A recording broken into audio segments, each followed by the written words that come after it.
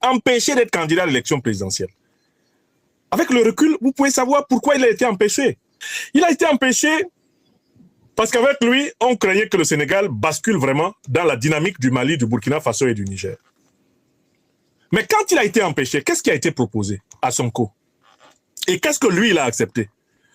Il lui a été proposé parce qu'on sait que PASTEF est la formation politique populaire au Sénégal. On savait que PASTEF, dans les urnes, allait gagner. Le système néocolonial france-africain, qui est fait donc des élites dirigeantes de la France et des élites corrompues du Sénégal, ce système a trouvé une astuce.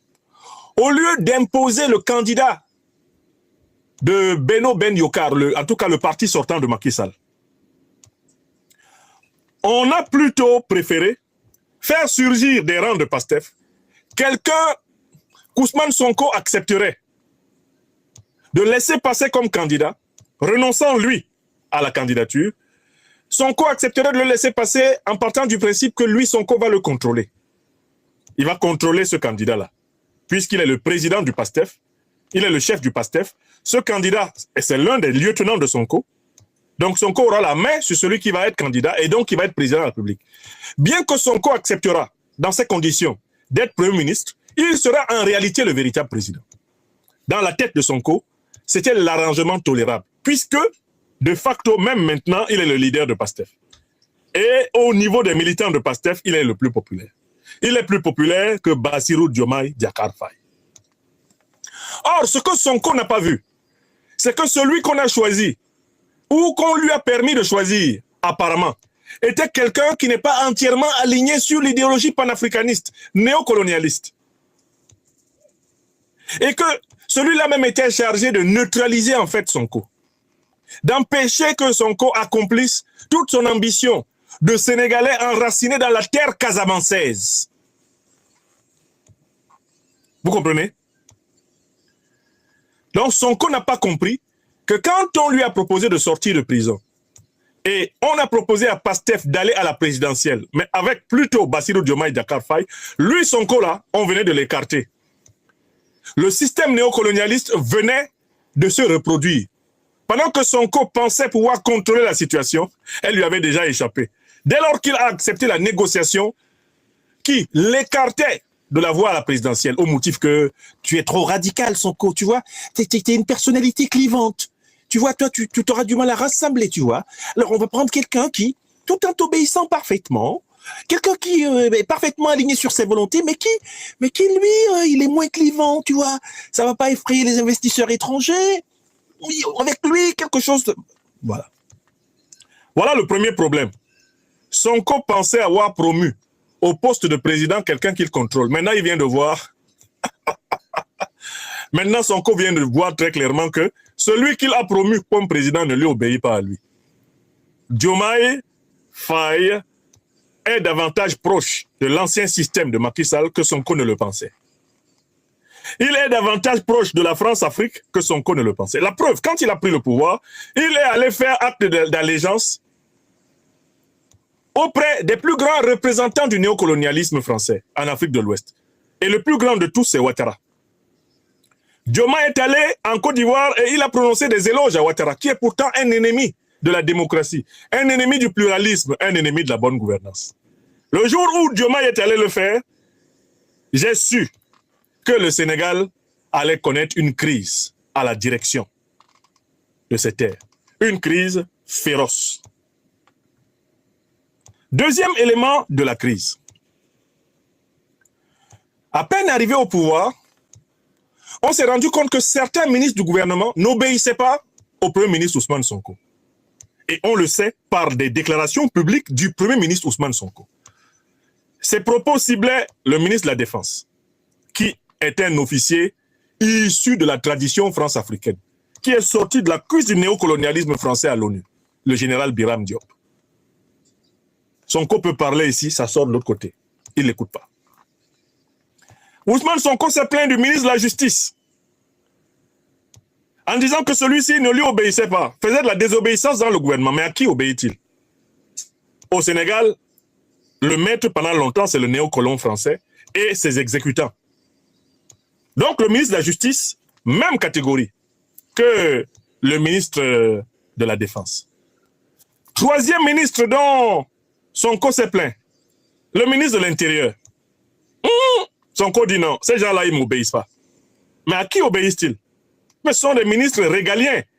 Quatrième personnage dont Sonko s'est plaint implicitement, le ministre des Affaires étrangères. Ça fait quand même les 4 ministres régaliens du Sénégal qui ont été pris en flagrant délit de désobéissance au Premier ministre. Ministre de la Défense, ministre des Affaires étrangères, ministre de la Justice, ministre de l'Intérieur. Ça, on le doit aux révélations de Sonko lui-même. Il y a des ministres qui n'exécutent pas les ordres. Et il faut, disait déjà Sonko, que le président Bassirou Diomaye Faye les oblige à exécuter les ordres.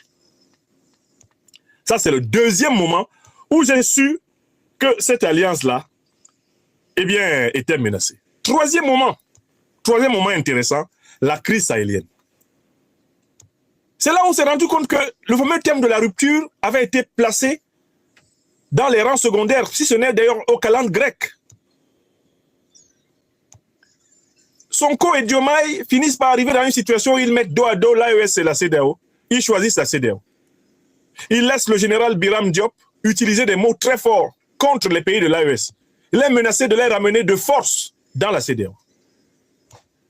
Sonko et Diomaye arrivent dans une situation où ils appellent l'Union européenne à les aider à sécuriser leurs frontières avec le Mali. Alors même que Sonko et Diomaye avaient juré devant le grand Dieu qu'à peine arrivé au pouvoir, l'armée sénégalaise combattrait les terroristes aux côtés de l'armée malienne. Jusqu'aujourd'hui, on n'a pas vu une seule action commune. Incroyable. Mais il y a eu un moment fondamental. C'est à la fin du mois de juin 2024. Juillet 2024, plus précisément. Lorsque l'armée malienne a été attaquée par les mercenaires terroristes de l'OTAN, appuyés par l'Ukraine, par l'Algérie, par la Mauritanie, dans la localité de Tinzaouaten, où des dizaines, voire centaines de soldats maliens et russes ont été tués. L'ambassadeur d'Ukraine au Sénégal a revendiqué la participation de son pays à l'opération aux côtés des organisations terroristes Al-Qaïda et l'État islamique. Il l'a revendiqué en plein jour. Le Sénégal n'a pas rompu les relations diplomatiques avec l'Ukraine. Le Sénégal s'est contenté de faire une réprimande verbale à l'ambassadeur. Voilà les signes incontestables que la rupture avec le système néocolonialiste n'a pas eu lieu. Mais j'ajoute un quatrième signe. C'est la question de la fermeture des bases militaires néocolonialistes de la France en Afrique. Certes, le Sénégal s'est engagé dans une logique de démantèlement de ces bases. Il faut le lui reconnaître avec honnêteté. Mais le Sénégal n'a pas rompu les accords de coopération et de défense qui le lient à la France. Il n'y a pas de rupture officielle ces accords. Donc, le paradigme de la rupture qui avait permis à Sonko et à Diomaye de s'imposer comme les champions de la jeunesse sénégalaise et du changement sénégalais, du panafricanisme sénégalais pour gagner les élections, ce paradigme a été abandonné. On est entré dans un paradigme de la compromission, un paradigme de l'eau qui finit par remplacer le vin, un paradigme de la dilution et de la mollesse. C'est dans ces conditions qu'on a vu Bassirou Diomaye Diakhar Faye flatter le néocolonisé Alassane Dramane Ouattara, se lever, aller à Paris, flatter le président Macron, et il y a à peine quelques jours, il s'est levé pour aller à Washington, flatter le patron de la haute hiérarchie de l'impérialisme occidental et moyen-oriental, le président américain Donald Trump. Voilà le tableau de la situation. C'est un pays qui est dirigé en réalité par une alliance réformée du néocolonialisme sénégalais et non pas par la sève panafricaniste qui a bouté Macky Sall hors du pouvoir. Voilà la réalité. Maintenant, la crise entre Ousmane Sonko et Bassirou Diomaye Faye, Ousmane Sonko et Bassirou veulent, et ils ont tout à fait raison, c'est de la tactique politique, la minimiser, en disant que c'est juste parce que le président Bassirou Diomaye Faye ne punit pas fermement, il est un trop bon père de famille qui caresse tout le monde, il ne veut pas brusquer les gens, il est trop conciliant. Ousmane Sonko essaie de présenter cette crise de cette façon. Mais en réalité, le fond de la crise, c'est que Ousmane Sonko a toujours estimé, et il a des bonnes raisons de le penser, que c'est lui qui a donné le pouvoir à Bassirou Diomaye Diakhar Faye. Et autour de Bassirou Diomaye Diakhar Faye, les néocolonialistes français et leurs représentants au Sénégal n'arrêtent pas de mettre dans sa tête: tu ne dois pas le pouvoir à Sonko. Waouh, waouh. Tu es le président de la République, c'est toi qui commandes. Sonko n'est rien dans ce pays-là. S'il continue, tu le fous en prison. Il y a actuellement autour de Bassirou Diomaye Diakhar Faye des gens qui dorment dans ses oreilles pour exacerber son orgueil personnel. Lui dit, mais tu n'es pas un président par procuration. Tu es un président comme tout le monde. Macky était président ici, il décidait. Waouh! Hein? Abdoulaye Wade était président et décidait. Toi, tu n'es pas un demi-président. Vous voyez les conseillers toxiques, non? Manipulés par la France-Afrique, instrumentalisés par la France-Afrique, ils sont dans les oreilles de Bassirou. Et le profil bas de Bassirou Diomaye Diakhar Faye, alors qu'on attaque Sonko, a pour but d'affaiblir Sonko. Car on lui a dit qu'il ne faut pas que Sonko soit trop fort. Si Sonko est trop fort, lui n'aura jamais été qu'un président par substitution, un président mou. Et Bassirou Diomaye Diakhar Faye, derrière ces petits dehors de gentils garçons, c'est un Paul Biya bis. Le portrait psychologique de Bassirou. Allez étudier Paul Biya au Cameroun. Paul Biya est venu comme ça au pouvoir, hein, à côté d'Ahidjo. Vous savez, le président de la République a bien voulu m'a fait confiance pour diriger le pays. Quand Ahidjo a démissionné en 82, Ahidjo a gardé la présidence du parti. Ahidjo là, il est enterré à Dakar. Hein. Il est enterré à Dakar là-bas. Vous voyez comment l'ironie de l'histoire est terrible. Il a conservé la présidence du parti, l'Union nationale camerounaise, et il a laissé Biya prendre la tête de la présidence de la République, mais c'était sous injonction de la France. C'est François Mitterrand qui a dégommé Ahidjo, parce qu'Ahidjo l'avait humilié en 70, 71, quand il voulait venir défendre le militant nationaliste camerounais Ernest Ouandi. Quand Mitterrand arrive au pouvoir en 81, il dégage Ahidjo. Ahidjo trouve une solution de rechange. Je vais rester le personnage majeur du Cameroun. Ahidjo essaie même de faire modifier la Constitution pour dire que le président du parti est supérieur au président de la République. Ahidjo va faire cela et c'est ça qui va entraîner une succession de coups d'État. Ahidjo va devoir fuir le Cameroun et il ira mourir en 1987 en exil au Sénégal, où il est enterré au cimetière de Dakar Yoff. Sa tombe est là-bas, avec celle de sa femme, Germaine. L'assassin de Ouandi est enterré au Sénégal. Donc, Ousmane Sonko et Bassirou Diomaye Faye sont véritablement dans un problème qui est lié à la nature même du pouvoir politique. À savoir que le pouvoir politique, notamment le pouvoir exécutif, ne peut pas être bicéphale. Mais dans la situation sénégalaise, le pouvoir n'est pas seulement bicéphale, c'est-à-dire il ne flotte pas entre Sonko et Diomaye. Mais il est tricéphale. Parce qu'il y a un loup qui est là dans la bergerie et qui attend le moment où les deux têtes de Pastef vont se bouffer pour surgir et dire qu'il va ramener l'ordre et imposer une transition militaire néocolonialiste. Il s'appelle Biram Diop. Il est là-bas. Lui, tout le temps que Bassirou et Sonko vont se bouffer, c'est lui qui se renforce. Et au prétexte de ramener l'ordre, il peut surgir à Dakar à tout moment et dire que non. Comme ils ne s'entendent pas, le pays est paralysé, le pays ne fonctionne pas, on met en place une transition vers de nouvelles élections. Diomaye ne sera pas candidat, Sonko ne sera pas candidat. Mieux, il peut même les mettre au frais. Il peut les ramener à la prison. Donc, en fait, il faut que vous compreniez la nature de la crise. Regardez même la crise qui a éclaté dans l'UEMOA. Si le Sénégal s'était vraiment élaboré, si le Sénégal s'était vraiment élaboré une posture authentiquement panafricaniste, une véritable rupture politique, mais Bassirou ne serait pas allé déjà à Washington où vous l'avez vu. Et la crise qui a l'UEMOA aurait vu le Sénégal soutenir le Burkina Faso, soutenir le Mali et soutenir le Niger.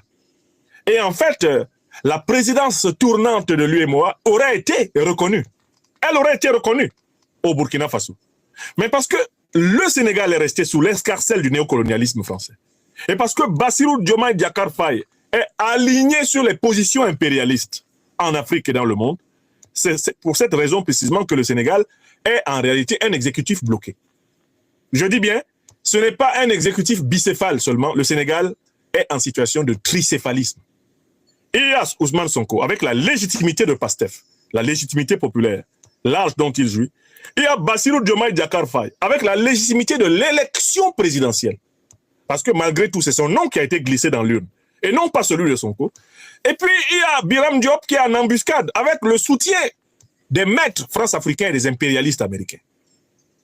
Voilà la situation sénégalaise, qui à tout moment peut déraper et revenir à la situation ex-ante avec une remontée en puissance du bloc néocolonialiste sénégalais qui constitue la majorité de la classe politique sénégalaise actuelle. La plupart des membres de la classe politique sénégalaise actuelle préfèrent rester sous la vassalité néocoloniale française et sous l'influence de l'impérialisme occidental. Donc, PASTEF est dans la situation de devoir gouverner un pays dont une bonne partie de l'élite politique ne s'est pas décolonisée, dont une bonne partie de l'élite politique continue de compter sur les structures néocolonialistes et impérialistes pour vivre et s'épanouir. Comment faire la révolution avec une élite réactionnaire? Comment changer un pays avec des gens qui ne veulent pas changer leurs mauvaises habitudes, leurs vieilles habitudes? Voilà l'impasse dans laquelle se trouve le Sénégal. Si Sonko et Diomaye avaient tenu strictement le même langage, la révolution sénégalaise serait en marche. Mais comme ils tiennent un langage double, que j'ai appelé l'aventure ambiguë, comme l'un comme l'autre ont des inconsistances entre la parole d'engagement qui les a conduits au pouvoir et la parole d'exercice du gouvernement, ils sont malléables, friables et cassables par la vieille garde néocolonialiste, la vieille garde impérialiste qui les guette au courbon pour les frapper secs et reprendre le Sénégal pour l'enraciner dans la France-Afrique qu'il n'a toujours pas quitté. Voilà ce que je tenais à vous faire comprendre et j'espère que j'ai été clair.